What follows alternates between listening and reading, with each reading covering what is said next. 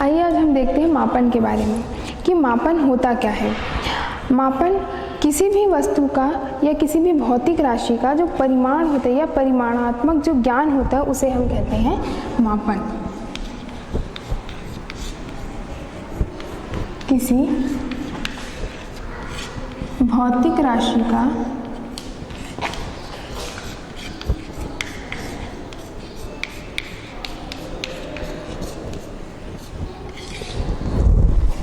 परिमाणात्मक ज्ञान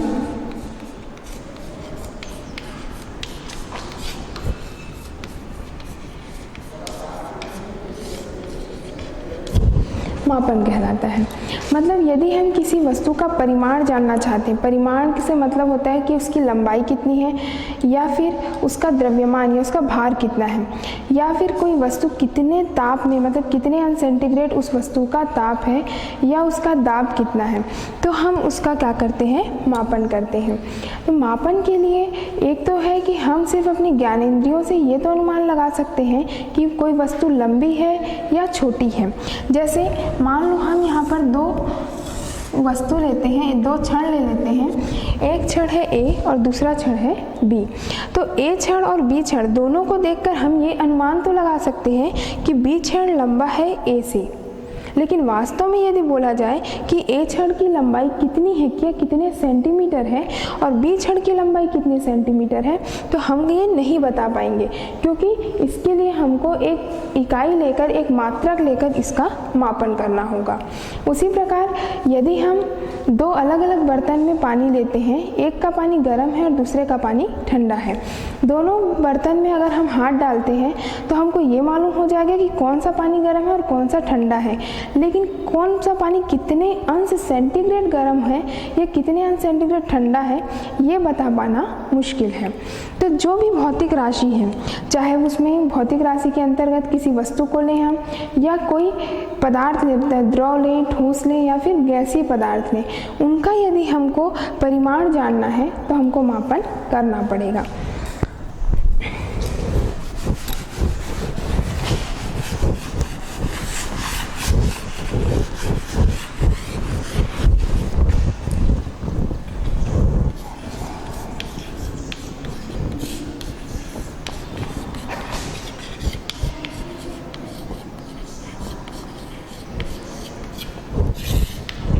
मापन की आवश्यकता।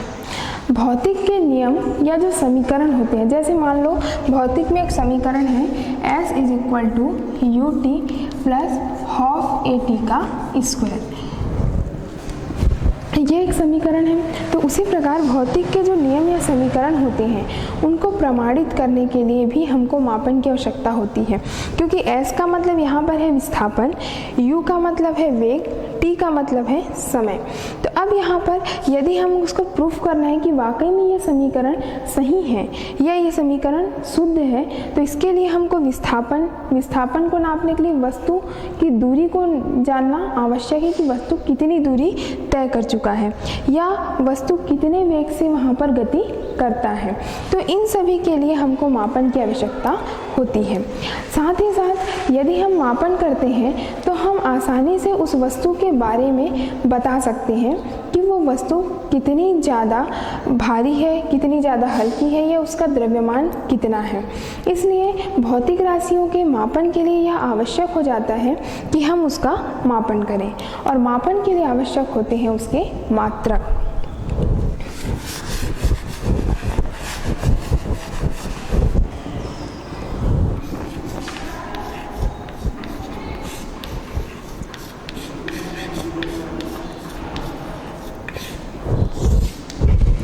देखिए मापन का मात्रक। अब यदि हम किसी वस्तु का मापन कर रहे हैं तो मात्रक क्या होना चाहिए, तो अलग अलग राशियों को नापने के लिए अलग अलग मात्रक होता है। जैसे यदि हम किसी वस्तु की लंबाई को नाप रहे हैं तो लंबाई को नापने के लिए इसका एक अलग मात्रक लेंगे। यदि हम उस वस्तु का द्रव्यमान नाप रहे हैं, द्रव्यमान मतलब यदि उस वस्तु का हम भार नाप रहे हैं तो भार को नापने के लिए हम एक अलग मात्रक लेते हैं। तो भौतिक राशियों में मापन के लिए एक निश्चित परिमाण को मानक माना जाता है। मतलब कोई भी एक निश्चित परिमाण लेंगे, उसको हम लंबाई के लिए मानक ले लेंगे और कोई अन्य मात्रक को हम द्रव्यमान के लिए मानक लेंगे। तो इस प्रकार भौतिक राशियों में जब हम मापन करते हैं तो एक मानक राशि लेते हैं और उस मानक राशि को लेकर हम उसको एक विशिष्ट नाम दे देते हैं और उस विशिष्ट नाम के सहारे ही हम उसका मापन करते हैं। इसका डेफिनेशन होगा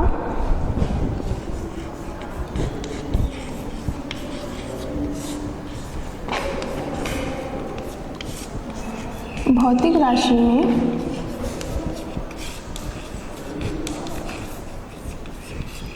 मापन करने के लिए, किसी भी भौतिक राशियों को यदि हमको मापना है तो उसके मापन करने के लिए एक निश्चित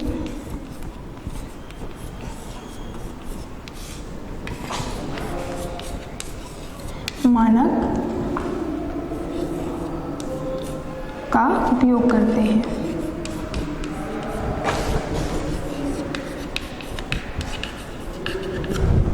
देखो, यदि हमको भौतिक राशियों का मापन करना है तो मापन के लिए अगर हमको लंबाई नापनी है तो उसके लिए हम एक विशिष्ट मानक लेंगे और उस मानक को हम एक विशिष्ट नाम दे देते हैं। जैसे हम अभी लंबाई को नापते हैं मीटर में, लंबाई को हम मापा जाता है मीटर में और द्रव्यमान को मापा जाता है किलोग्राम में। तो यदि हम यहाँ पर लंबाई को मीटर में ही मापना है, इसके लिए इसके पीछे कारण ये है कि हमने जब भौतिक राशियों के मापन के लिए एक आधार माना तो ये देखते हैं कि जो मात्रक हम ले रहे हैं वो ना ही बहुत छोटा हो और ना ही बहुत बड़ा हो, क्योंकि यदि बहुत छोटा मात्रक होगा तब हमको लंबी दूरियों को नापने के लिए भी कठिनाई होगी और यदि हम बहुत बड़ा मात्रक लेते हैं तो छोटी दूरियों को नापने के लिए भी हमको कठिनाई होगी।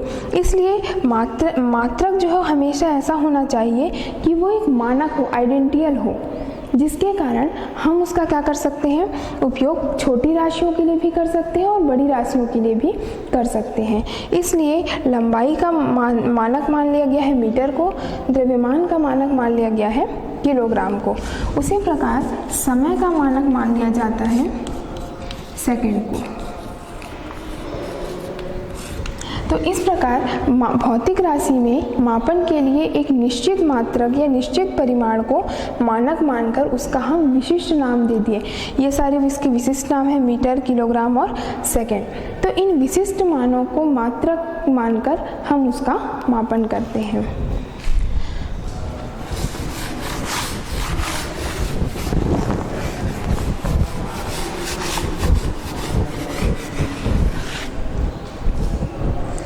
अब किसी भौतिक राशि में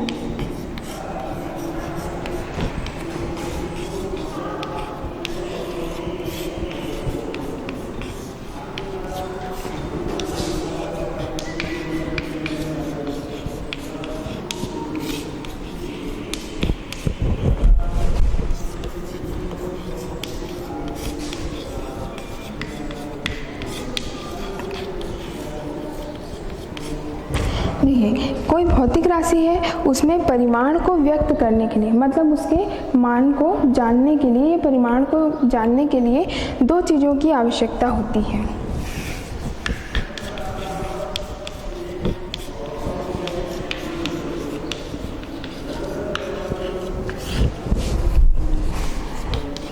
पहला होता है राशि का मात्रक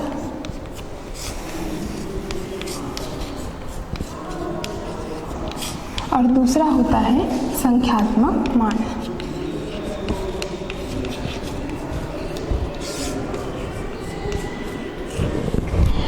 यहाँ पर भौतिक राशि में परिमाण को व्यक्त करने के लिए, मतलब परिमाण हो गया जैसे हम किसी एक क्षण लिए उसकी लंबाई नाप रहे, तो उसके लिए हमको दो चीज़ आवश्यक होंगे। एक तो उस राशि का मात्रक क्या है, मतलब यदि हम लंबाई ले रहे हैं तो लंबाई का मात्रक क्या है, और उसका जो भी संख्यात्मक मान होगा, मतलब वो कितने सेंटीमीटर है, 2 सेंटीमीटर लंबा है, 4 सेंटीमीटर लंबा, ये उसकी संख्या को दर्शाता है। तो उस प्रकार भौतिक राशि में परिमाण को व्यक्त करने के लिए उसकी दो राशियों की आवश्यकता है, एक तो राशि का मात्रक होता है और दूसरा होता है उसका संख्यात्मक मान। अब किसी भी भौतिक राशि का संख्यात्मक मान, ये जैसे है कोई भी भौतिक राशि है तो उसका संख्यात्मक मान वह संख्या है जो हमको ये बताता है कि इस राशि में मात्रक कितनी बार आया है। मतलब जैसे यहाँ पर हम ले लिए क्षेत्रफल, तो क्षेत्रफल बराबर होता है लंबाई गुणा चौड़ाई। तो यहाँ पर जो लंबाई है, लंबाई को हम किस में नापेंगे? मीटर में। उसी प्रकार चौड़ाई है, चौड़ाई को भी हम मानेंगे मीटर में। तो ये दोनों जो संख्या होंगी वो लंबाई ये भी मीटर में आएगा, ये भी मीटर में आएगा। मतलब हम मीटर मतलब जो उसका संख्यात्मक मान है उसको हम 2 बार ले रहे हैं। तो यही होता है कि संख्यात्मक मान किसी भी भौतिक राशि की वह संख्या है जो ये बताता है कि उस राशि में वह मात्रक कितनी बार रिपीट हुआ है या कितने बार आया है।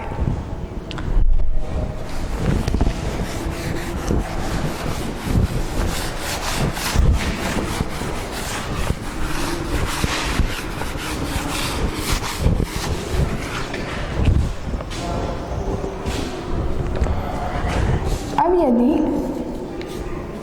u1 मात्रक की राशि है और n1 संख्यात्मक मान है,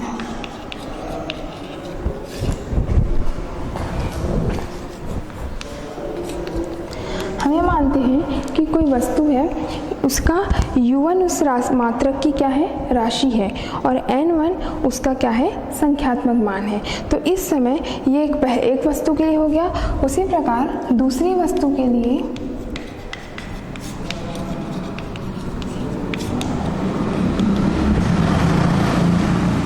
u2 मात्रक है और n1 संख्यात्मक मान है।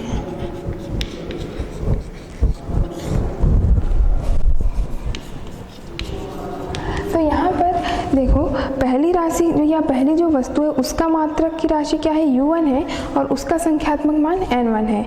उसी प्रकार दूसरी वस्तु का मात्रक है u2 और उसका संख्यात्मक मान है, ये हो जाएगा n2। ठीक है, तो इस समय n1 इंटू u1 दोनों का जो गुणनफल है, मतलब राशि का गुणनफल और संख्यात्मक मान का गुणनफल, दोनों का गुणनफल हमेशा नियत रहता है। मतलब ये दोनों को हम, अगर राशि बदलेगा, संख्यात्मक मान बदलेगा तो राशि में भी परिवर्तन आएगा, और राशि यदि परिवर्तित हो रहा है तो उसका संख्यात्मक मान भी परिवर्तित होता है। इसलिए इन दोनों का जो गुणनफल होगा वो हमेशा एक निश्चित मान या नियतांक के बराबर होगा। ठीक है, यहाँ पर n1 को हमने संख्यात्मक मान माना था। अगर हम n1 में परिवर्तन करते हैं तो उसका राशि भी अपने आप परिवर्तित होगी। उसी प्रकार यदि हम n2 में परिवर्तन करते हैं, मतलब दूसरे जो मान है, दूसरी जो वस्तु है उसके संख्यात्मक मान को यदि हम बदल रहे हैं तो उसका मात्रक भी अपने आप परिवर्तित होगा। लेकिन इन दोनों को जब हम गुणा करेंगे, मतलब राशि को और उसके संख्यात्मक मान को जब हम गुणा करेंगे तो वो हमको एक कांस्टेंट, मतलब एक नियत मान या नियतांक के रूप में हमेशा प्राप्त होगा। इन दोनों का नियतांक कभी नहीं बदलता।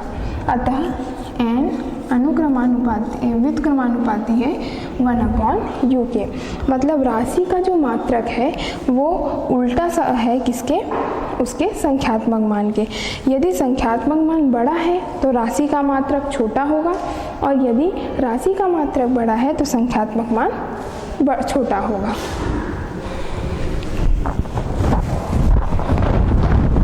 तो हम यहाँ पर लिख सकते हैं कि जो राशि का मात्रक है n, ठीक है ना, तो राशि का मात्रक और ये इन दोनों में विपरीत संबंध मतलब कि यदि n का मान बड़ा है, n कहने का मतलब होता है उसका संख्यात्मक मान, यदि संख्यात्मक मान बड़ा है तो मात्रक छोटा होगा, और यदि मात्रक बड़ा है तो संख्यात्मक मान छोटा होगा।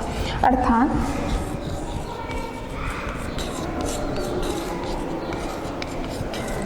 किसी निश्चित मान के लिए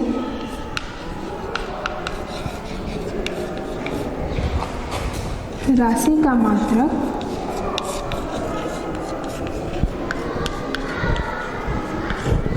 नियत होगा।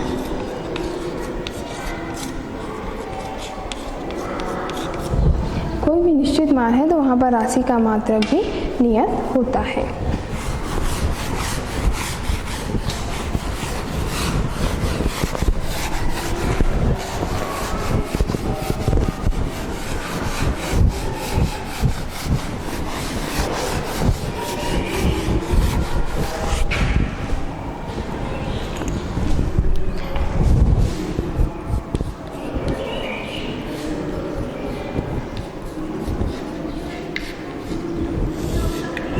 मात्रक के गुण।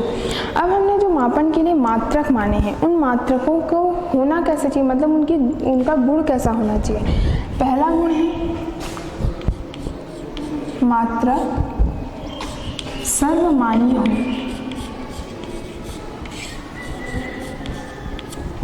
मात्रक कैसा होना चाहिए, सर्वमान्य, मतलब वो ऐसा नहीं है कि इस स्थान पर, मतलब जहाँ पर हम मापन कर रहे हैं वो उस स्थान के लिए उस मात्रक का यूज़ किया जाए, उसको हम उस मात्रक का यूज़ हम देश विदेश कहीं भी करें उसको हमेशा मान्यता होनी चाहिए। तो उस मात्रक ऐसा हो कि वो सर्वमान्य हो और पूर्णता स्पष्ट हो।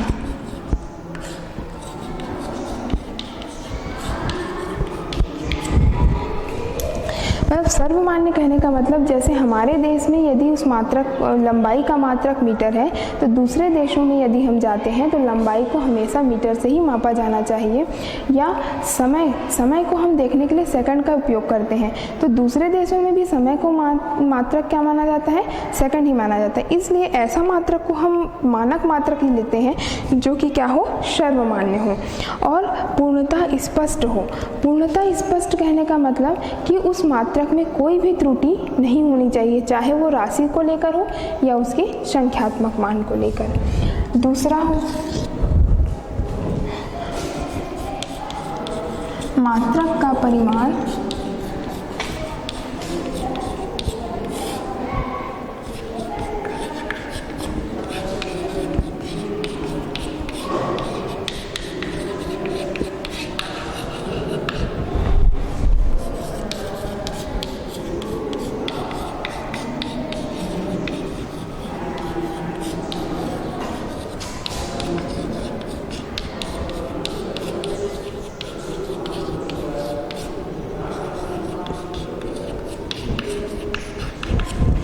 मात्रक का परिमाण ऐसा होना चाहिए कि ना तो वह बहुत बड़ा हो ना ही वो बहुत छोटा, क्योंकि देखो बहुत बड़ा यदि मात्रक है तो उससे हम छोटी राशियों को नहीं नाप सकते और यदि बहुत छोटा मात्रक है तो उससे हम बहुत बड़ी राशियों को नहीं माप सकते। इसलिए मात्रक का जो परिमाण है वो एकदम छोटा भी नहीं लेना चाहिए और एकदम बड़ा, मतलब एक ऐसा आइडेंटियल मात्रक लें ताकि हम छोटी राशियों को भी आसानी से नाप सकें और बड़ी राशियों को भी आसानी से नाप सकें। तीसरा मात्रक समय के साथ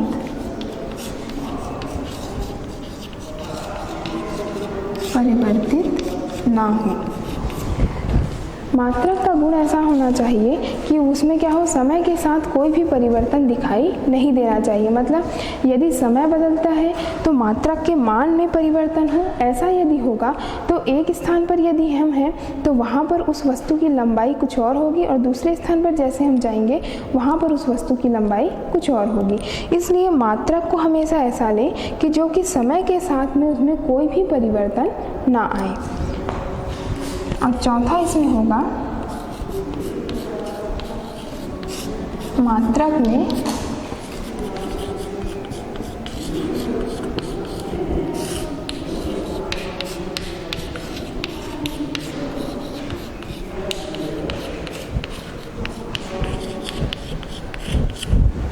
मात्रक में स्थायित्व का गुण होना चाहिए। मतलब मात्रक ऐसा हो कि उसमें स्थायित्व दिखे हमको। स्थायित्व कहने का मतलब उसमें कोई परिवर्तन नहीं होना चाहिए। जैसे लंबाई का मानक मात्रक हम मीटर को मान रहे हैं, मतलब मीटर एक स्थायी मात्रक है। मीटर से हम उसको अगर हम सेंटीमीटर में नापते हैं तो वो हम सिर्फ एक स्थानीय स्तर पर उनको सेंटीमीटर मान सकते हैं, लेकिन यदि हम उसको अंतर्राष्ट्रीय स्तर पर माप रहे हैं तो वो उसकी इकाई क्या होगी, मीटर होगी, और मीटर में किसी भी तरह का परिवर्तन दिखाई नहीं देता। तो ये 4 मात्रक के गुण होते हैं, और मात्रकों को पहला गुण ये है कि मात्रक सर्वमान्य हो और वो कैसा हो, पूर्ण रूप से स्पष्ट हो। सेकंड, मात्रक का परिमाण ऐसा हो कि वो ना तो बहुत बड़ा हो और ना ही बहुत छोटा हो। तीसरा, मात्रक समय के साथ परिवर्तित ना हो, और चौथा, उसमें स्थायित्व का गुण होना चाहिए।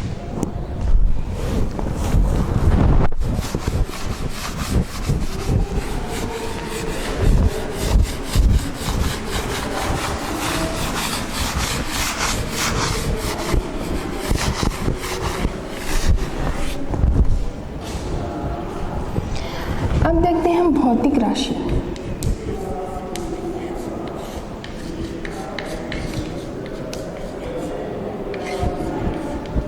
भौतिक राशियाँ मतलब उन राशियों को हम भौतिक राशि कहते हैं जिसके द्वारा हम मापन करते हैं। जैसे भौतिक राशियों के अंतर्गत आ सकता है लंबाई,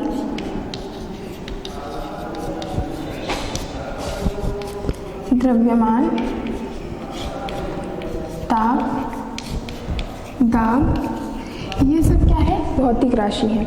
इन भौतिक राशि का उपयोग करके ही या इनका उपयोग करके ही हम किसी वस्तु का मापन करते हैं। यदि ये भौतिक राशि के बारे में हम नहीं जानेंगे तो हम उसका मापन नहीं कर सकते।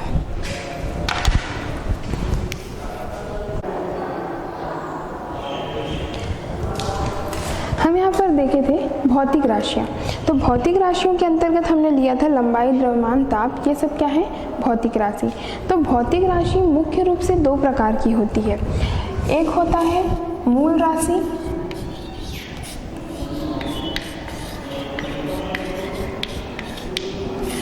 और दूसरी होती है व्युत्पन्न राशि।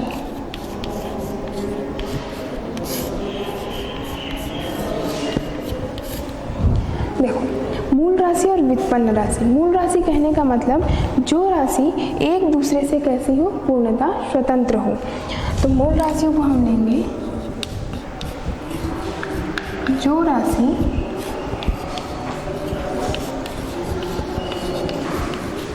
एक दूसरे से पूर्णतः स्वतंत्र हो। ठीक है, तो जो राशि एक दूसरे से पूर्ण रूप से स्वतंत्र होगी उन राशियों को हम क्या कहेंगे, मूल राशि।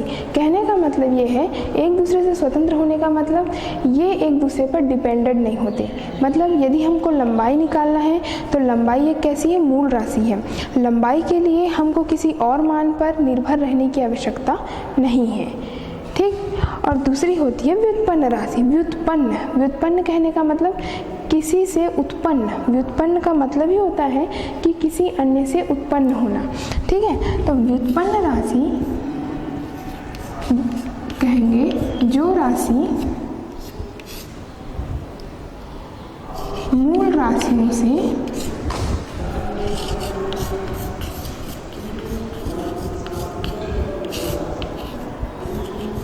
उत्पन्न होती है।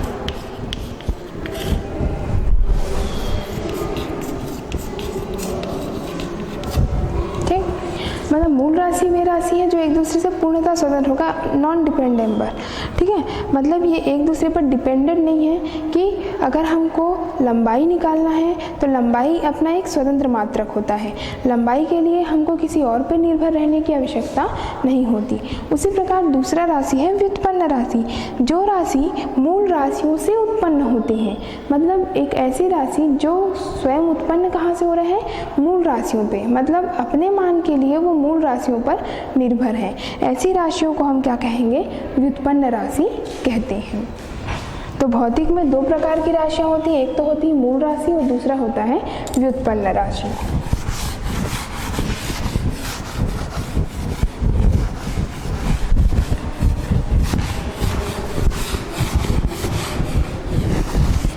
मूल राशियां मुख्य रूप से 7 होती हैं।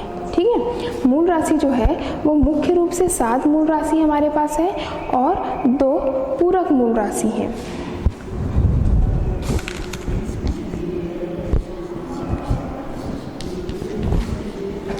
मूल राशि की संख्या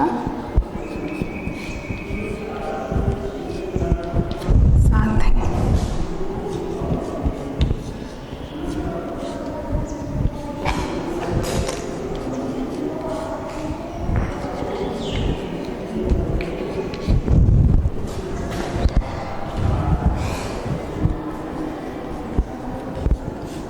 देखो 7 प्रकार की मूल राशि है। सबसे पहली मूल राशि होती है लंबाई। लंबाई का मात्रक होता है मीटर और इसको हम दर्शाते हैं m से। ठीक। सेकंड होता है द्रव्यमान। द्रव्यमान का मात्रक होता है किलोग्राम और इसको हम दर्शाते हैं kg से। ठीक। तीसरा होता है समय। समय का मात्रक होता है सेकंड और इसको हम दर्शाते हैं s। हम इसको दर्शाते हैं s से। समय मतलब होता है समय जो मूल राशि उसका मात्रक है सेकंड, उसको हम प्रदर्शित करते हैं s से। चौथा होता है विद्युत धारा।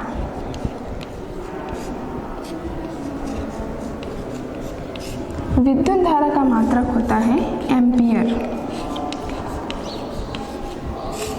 विद्युत धारा का मात्रक होता है एम्पियर और इसको प्रदर्शित किया जाता है A से। उसी प्रकार पांचवा मात्रक होता है ताप। ताप इसका मात्रक है केल्विन और इसको हम प्रदर्शित करते हैं K से। फिर होता है ज्योति तीव्रता। ज्योति तीव्रता इसका मात्रक होता है कैंडेला।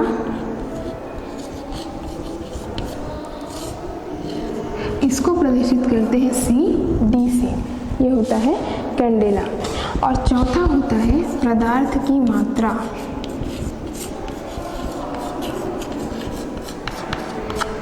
इसको हम प्रदर्शित करते हैं मोल से MOL मोल। देखिए ये है 7 मूल राशियाँ। मूल राशि मुख्य 7 प्रकार की होती हैं और इन्हीं मूल राशियों से अन्य राशियाँ उत्पन्न की जा सकती हैं जिसको हम व्युत्पन्न राशियाँ कहते हैं। पहली मूल राशि है लंबाई जिसको हम नापते हैं मीटर से और इसको प्रदर्शित करते हैं m से। दूसरी मूल राशि है द्रव्यमान। इसको हम प्रदर्शित करते हैं किससे, मतलब इसको हम मात्रक लेते हैं किलोग्राम और इसको दर्शाते हैं kg से। तीसरा होता है समय। समय का मात्रक होता है सेकंड और इसको दर्शाया जाता है s से। चौथा होता है विद्युत धारा और इसका मात्रक है एम्पियर और इसको प्रदर्शित किया जाता है A से। फिर है ताप को दिया जाता है केल्विन और इसको दर्शाते हैं K से। ज्योति तीव्रता इसको दर्शाते हैं कैंडेला CD से। और पदार्थ की मात्रा को नापते हैं मोल से और इसको दर्शाते हैं MOL। तो ये जो भौतिक राशियाँ होती हैं ये मूल राशियाँ कहलाती हैं। अब यदि हमको इनके अतिरिक्त अन्य कोई मान निकालना है, जैसे हमको क्षेत्रफल निकालना है या फिर हमको आयतन का मान ज्ञात करना है, तो क्षेत्रफल हो गया, आयतन हो गया, ये डिपेंड किस पे होंगे, इन्हीं 7 मूल राशियों में से किसी एक पर डिपेंडेंट होंगे। तो इस प्रकार हम मूल राशियों की सहायता से अन्य राशियों को भी हम व्युत्पन्न कर सकते हैं। उन राशियों को हम क्या कहते हैं, व्युत्पन्न राशि कहते हैं। देखते हैं व्युत्पन्न राशि।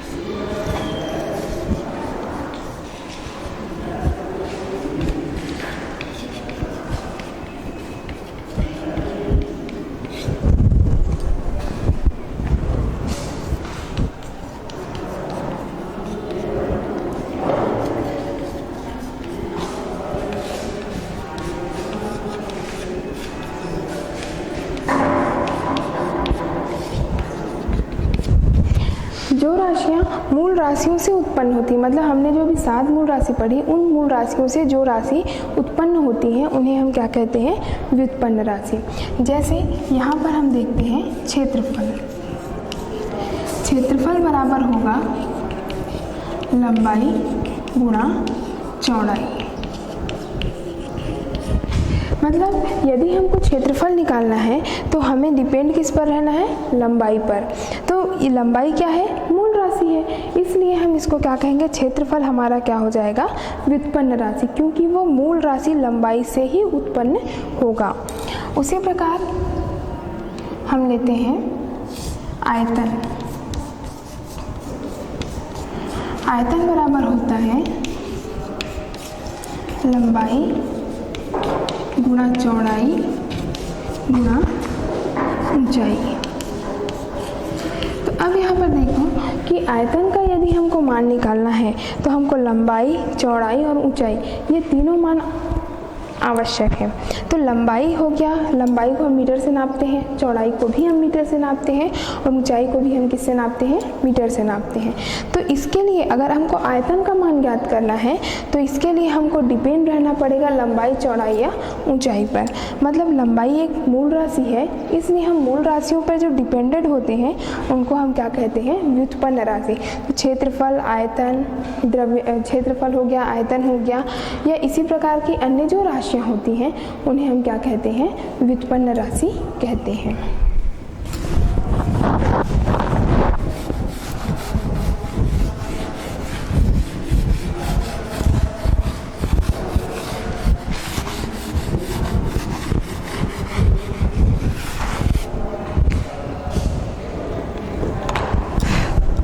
अब होता है मूल मात्रक।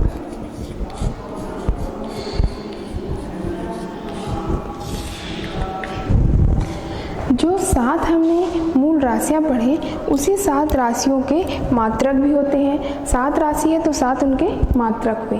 तो जो 7 मूल राशि हैं उन 7 के मात्रकों को हम क्या कहेंगे? मूल मात्रक। तो मूल राशियों के मात्रक को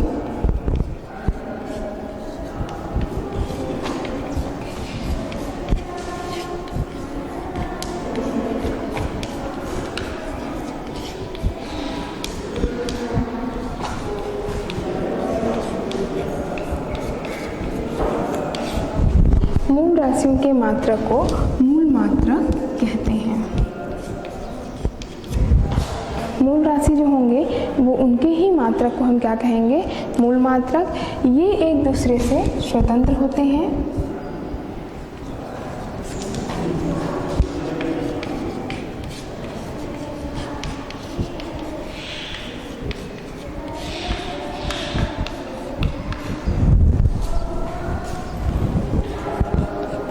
ये एक दूसरे से स्वतंत्र होते हैं, अर्थात ये एक दूसरे से क्या होंगे? एक दूसरे से व्युत्पन्न नहीं होंगे, ये अपने आप ही उत्पन्न होते हैं।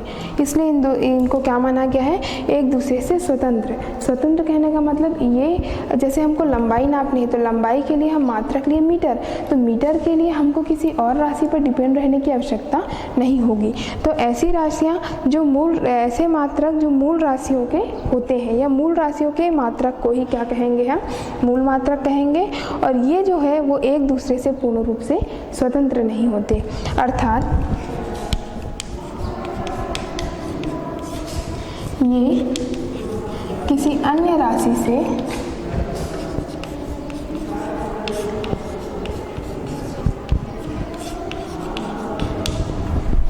व्युत्पन्न नहीं किए जा सकते।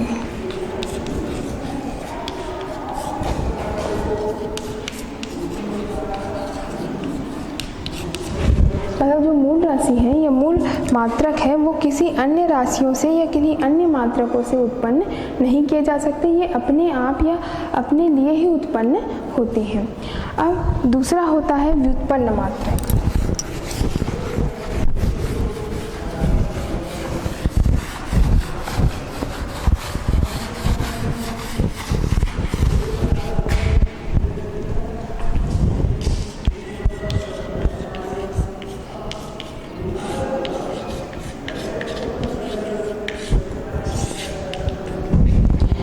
व्युत्पन्न मात्रक में व्युत्पन्न राशियों के मात्रक को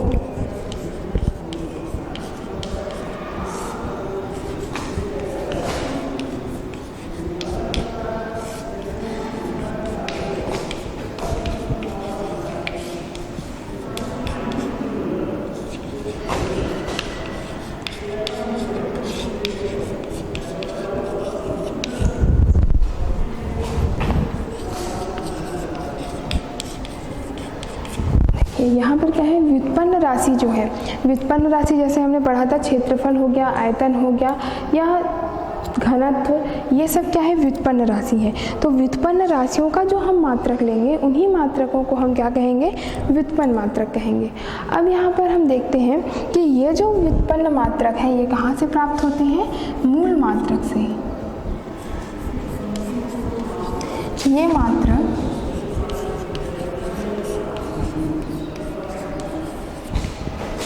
मूल मात्रक से व्युत्पन्न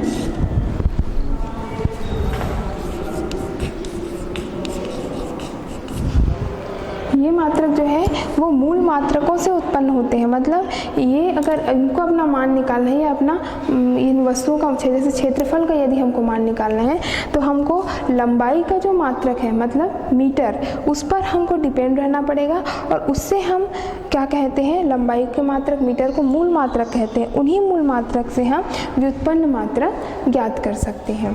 तो दो प्रकार के मात्रक होते हैं, एक होता है मूल मात्रक और दूसरा होता है व्युत्पन्न मात्रक।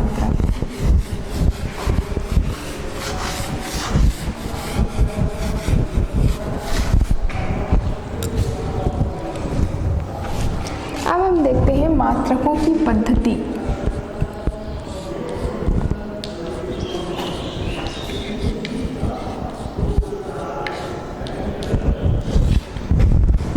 मात्रकों की पद्धति मतलब हम उसको नापते किससे हैं। मात्रकों की चार पद्धतियाँ होती है। सबसे पहली पद्धति होती है CGS। सबसे पहली पद्धति होती है CGS पद्धति। इस पद्धति का नाम, इसका नाम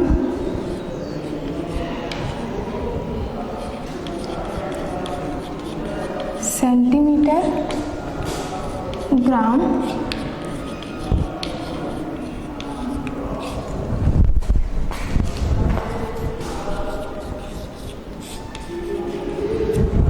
इसका नाम क्या है, सेंटीमीटर ग्राम सेकंड पद्धति। मतलब यहाँ C का मतलब है सेंटीमीटर, G का मतलब है ग्राम और S का मतलब होता है सेकंड। तो C जो है सेंटीमीटर, ये लंबाई का मात्रक है, G ये ग्राम, ये द्रव्यमान का मात्रक है और S जिसको हम सेकंड कहते हैं ये होता है समय का मात्रक। तो इस पद्धति को इसलिए CGS कहा जाता है क्योंकि इसमें लंबाई को हम सेंटीमीटर में, द्रव्यमान को ग्राम में और समय को हम नापते हैं सेकंड में। अर्थात यह एक फ्रांसीसी पद्धति है।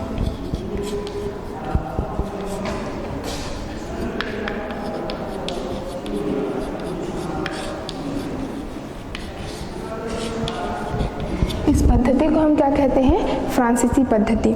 इसका उपयोग सबसे ज़्यादा फ्रांस में होता है, या इसको जो आविष्कार जो हुआ है, इसका मूल रूप से उद्भव हुआ है वो फ्रांस में हुआ है, इसलिए इसको हम क्या मान के चलते हैं, फ्रांसीसी पद्धति। दूसरा होता है FPS पद्धति। इसका नाम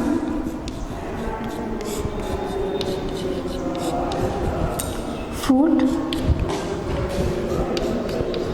पॉन्ड सेकंड पद्धति है। इसका नाम है फुट पॉन्ड सेकंड पद्धति। मतलब यहाँ पर हम लंबाई को नापते हैं फुट से, द्रव्यमान को नापते हैं पॉन्ड से और समय को नापते हैं सेकंड से, इसलिए इसका नाम दिया गया है फुट पॉन्ड सेकंड पद्धति। यह एक ब्रिटिश पद्धति है।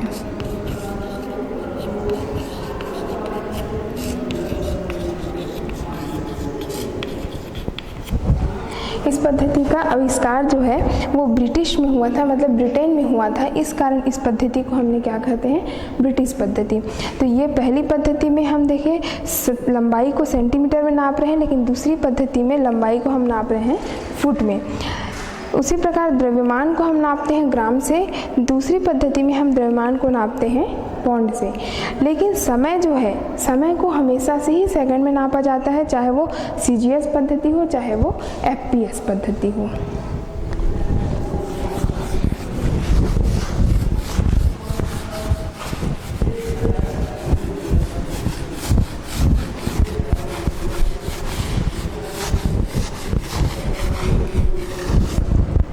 तीसरी पद्धति होती है एमकेएस। तीसरी जो पद्धति है उसका नाम है एमकेएस। इसका नाम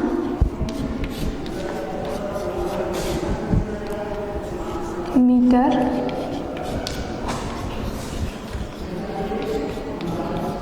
किलोग्राम सेकंड पद्धति है। इसका नाम क्या है? मीटर किलोग्राम सेकंड पद्धति। यहाँ पर हम लंबाई को नापते हैं मीटर से, द्रव्यमान को नापते हैं किलोग्राम से और समय को नापते हैं सेकंड से। ये जो पद्धति होती है इसको, ये अंतर्राष्ट्रीय जो पद्धति है, एसआई पद्धति, मतलब जिसमें हम इंटरनेशनल स्तर पर जिससे हम मापन करते हैं, उसी का ही छोटा रूप भी हम मान सकते हैं। तो ये जो पद्धति, इसका पूरा नाम क्या होगा? मीटर किलोग्राम सेकंड पद्धति। इसमें हम द्रव्यमान को नापते हैं मीटर से, समय को नापते हैं सेकंड से, और लंबाई को नापते हैं मीटर से, द्रव्यमान को नापते हैं किलोग्राम से और समय को नापते हैं सेकंड से।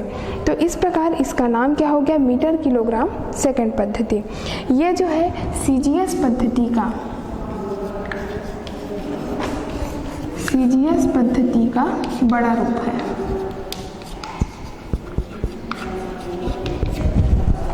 इसको सीजीएस जो फैक्टर होते हैं, सीजीएस जो पद्धति हमने पढ़ा जो कि एक फ्रांसीसी पद्धति है, उसका बड़ा रूप होता है। क्यों? क्योंकि इसका कारण देखो, एम मतलब ये मीटर, ये भी लंबाई का मात्रक है, और यहाँ पर सी मतलब सेंटीमीटर, ये भी किसका मात्रक है? लंबाई का मात्रक है।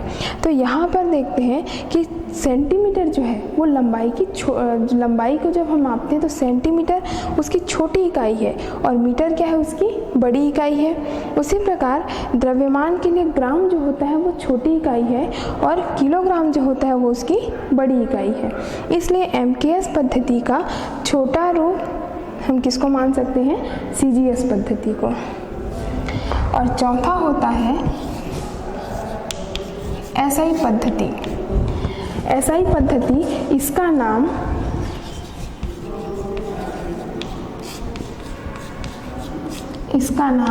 ली सिस्टम, इसका नाम होता है ली सिस्टम इंटरनेशनल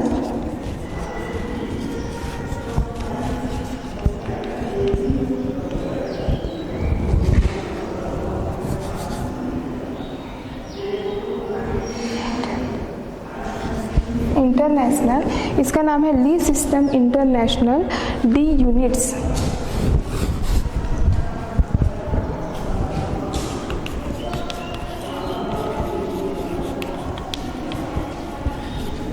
नेशनल डी यूनिट्स। ये जो है ये एसआई पद्धति कहते हैं इसको हम, मतलब ली सिस्टम इंटरनेशनल डी यूनिट्स। कहने का मतलब ये जो पद्धति है वो इंटरनेशनल लेवल पर इसको मान्यता दिया गया है। ये पद्धति और एमकेएस पद्धति दोनों एक ही है। इसमें हम लंबाई को मीटर से नापते हैं, द्रव्यमान को किलोग्राम से नापते हैं और समय को सेकंड से नापते हैं। तो जो एसआई पद्धति मतलब जो इंटरनेशनल पद्धति होती है उसको हम देश विदेश कहीं पर भी यदि हम जाते हैं तो वहाँ पर हम लंबाई को मीटर से ही नापेंगे, द्रव्यमान को किलोग्राम से और समय को सेकंड से नापते हैं। इसलिए एसआई पद्धति को अंतर्राष्ट्रीय मानक दिया गया है, मतलब इसको अंतर्राष्ट्रीय रूप से इंटरनेशनल लेवल पर मान्यता दी गई सिस्टम है, इसलिए इसको हम अंतर्राष्ट्रीय पद्धति कहते हैं। तो आज हम पढ़े मात्रकों के बारे में और मापन के बारे में। मापन क्या होता है या मात्रक क्या होते हैं, मात्रकों के कितने प्रकार होते हैं और मात्रक की राशियाँ क्या होती है। धन्यवाद।